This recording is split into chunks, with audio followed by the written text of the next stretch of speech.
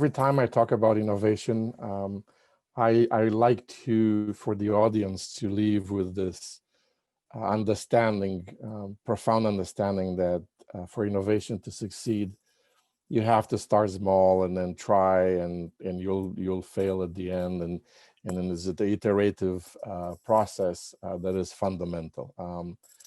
The big bang approach doesn't work in innovation. Frankly, doesn't work in other things in technology. But unless you start small, because you don't really know if your idea will pan out or how it's going to be received or how the technology will support you, you don't start small and try and see what works and what doesn't, and learn as you go, is going to be very problematic. So I think that's the one thing that I try to emphasize always. And it's, it feels intuitive that you do that, you wouldn't move to a foreign country without knowing anything about that, for example, right? But it's surprising how many times that doesn't happen. And sometimes it's down to mindset.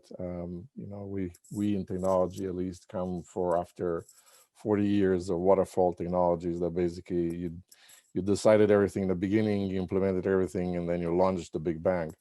And in some cases, it's also a matter of particular company financial rules. Some companies do prefer the big bang because they can capitalize it versus the little and slow growth.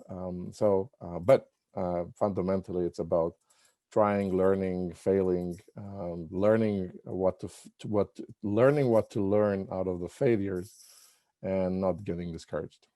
I think it's definitely a change, probably all over a little bit of a longer period of time, at least in my experience, maybe in the 10 to 15 years time span.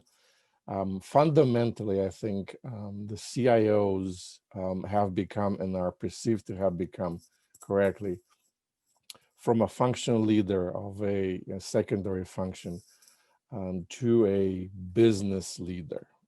Technology is about business.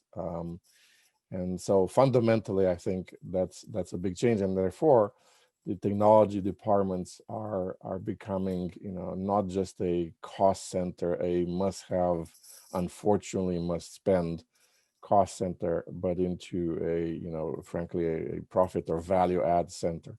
A lot of the things that we do require technology. They may be technology fundamentally. I don't know of any business or company that you would not require a lot of technology. You have farmers in Africa that depend on smartphones and smart apps to manage their crops.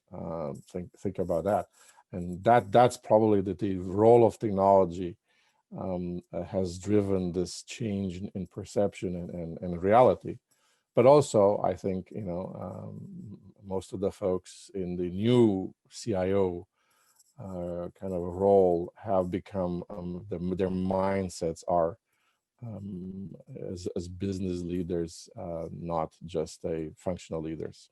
The story kind of started a long time ago, and it was supposed to be in person in May, right? And I was looking forward to that, but this is the next best thing. Fundamentally, I think what I was been impressed with past events that I could look up is the quality of the speakers. A very high quality, very interesting topics, very informative, and definitely, as far as I can see, a very well done and organized or event.